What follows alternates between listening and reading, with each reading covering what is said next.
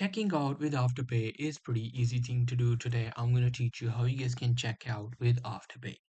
Well, the process is pretty simple. In order to do that, you need to go to any of the store which accept Afterpay as a payment method.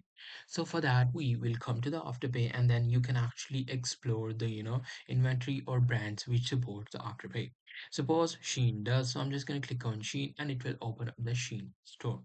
Now here what you have to do is you simply have to select any of the product you want to buy. You just have to, add that product into your cart.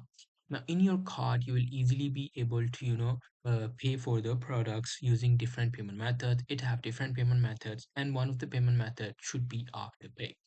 Now suppose I've added this product into my cart. Let me just do that. So there you go. And I've added this into my cart and I'll simply go to my cart.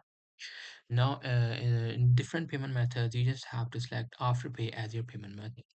Now, I will simply click on this checkout now, and at first, it will want me to log in. After logging in, what you have to do is you simply have to put your Afterpay accounts information to check out using Afterpay.